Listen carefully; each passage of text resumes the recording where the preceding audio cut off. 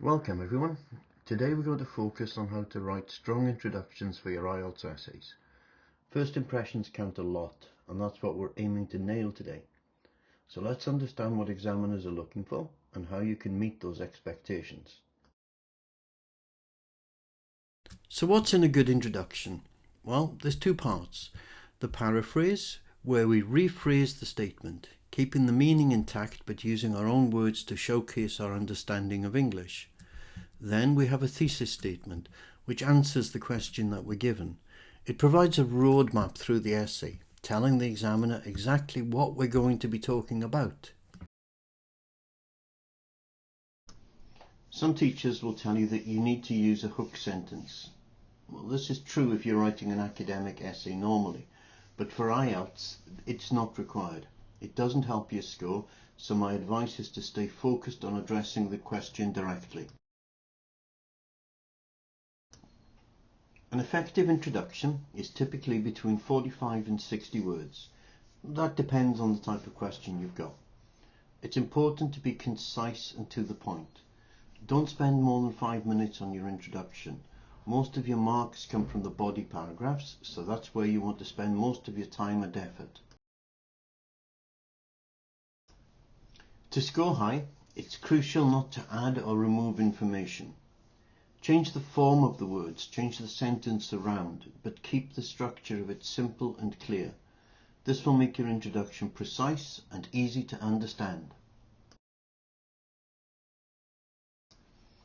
If you encounter difficult words, don't worry. You can change the word form without losing the meaning. For example, computer can become computers. It's a different word. You're telling the examiner, I know what the singular of computer means, but I also know the plural. Family to families and so on. It's a lot simpler than you might think. I'd like you to take a moment and try a paraphrase of this question. Nowadays, a growing number of people with health problems are trying alternative medicines and treatments instead of using their usual doctor. Pause the presentation, have a moment and try to write this paraphrase.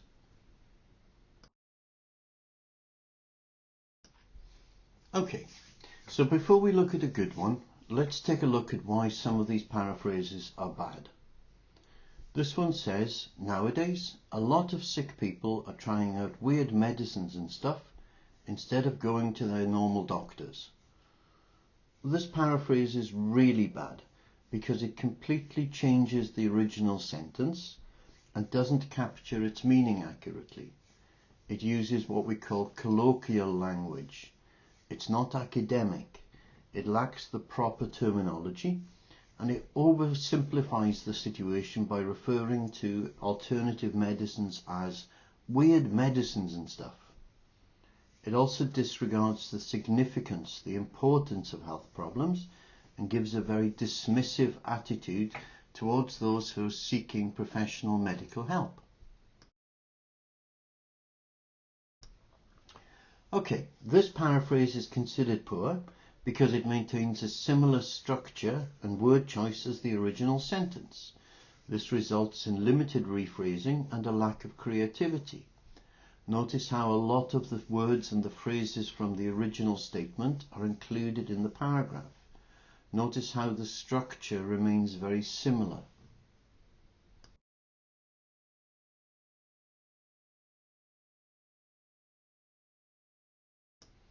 Okay. Just for a bit of fun, I've intentionally made this paraphrase as bad as possible. Not only does it completely distort the original sentence, but it also adds derogatory or rude language, exaggeration, and a mocking tone. It's almost making fun of people. It dismisses alternative medicines and treatments as wacky voodoo cures and snake oil treatments. It uses derogatory or rude terms that undermine their potential benefits. Overall, it aims to misrepresent and trivialize the topic rather than provide an accurate and respectful paraphrase.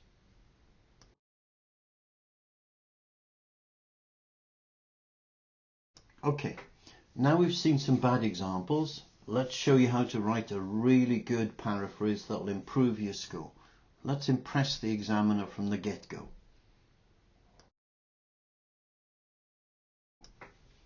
So paraphrasing involves two main steps. First of all, we're going to rearrange the sentence using the original words. This provides an opportunity to show the examiner we understand English and that we can rearrange the sentence without any problems, keeping the meaning the same. Okay, so the second step is to substitute the words while keeping the exact meaning.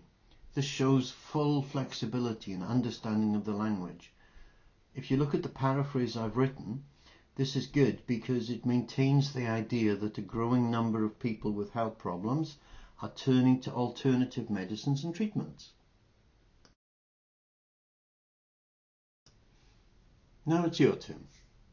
Try to rephrase the given statement without changing its meaning. It's a great exercise to develop your paraphrasing skills, which are essential for writing a good introduction. Start off by changing the structure of the sentence, keeping the meaning exactly the same. Then we're going to take a look at some examples. So in the first example, I've paraphrased it reasonably well. Some people believe that employers should focus solely, that means only, on the quality of employees' work, rather than worrying about how they dress. I haven't changed too many of the words around here, but I have changed the structure. That would give us a good introductory band score. In this one, we've written a band 9 introduction. Certain individuals argue that employers should prioritize the quality of employees' work rather than being concerned about their attire. Their attire means the way that these people dress. So this shows a wide range of English vocabulary, a great understanding of the question. But notice how we haven't changed the meaning of the sentence again. It just includes more complex vocabulary.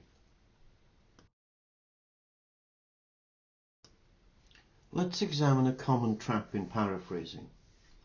Some students might restate a question as a fact, losing their argumentative edge.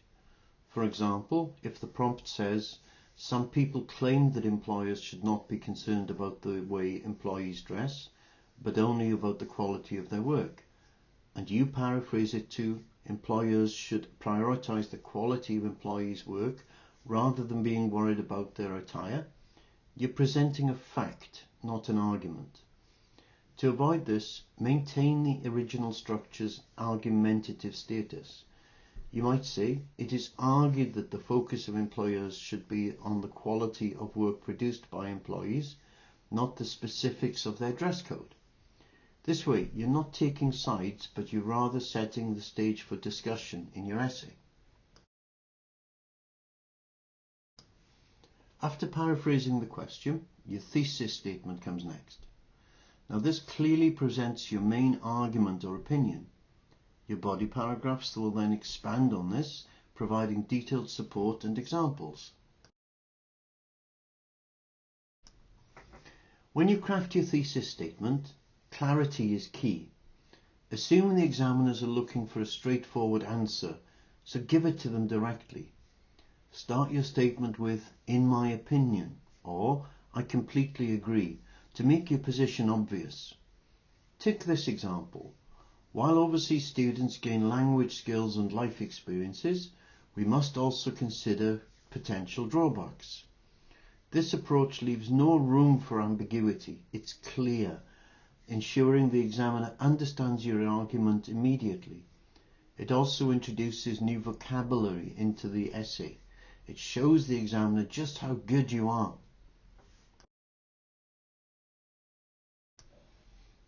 In summary, write a clear paraphrase. Keep the same meaning and use different forms of words where possible. Stay true to the original intent and be clear in your writing. If you have any questions or need further guidance, feel free to contact me. And if you found this material helpful, please consider showing your appreciation. Even if it's just in spirit, it means a lot. Thanks for your effort and attention today. Let's keep learning.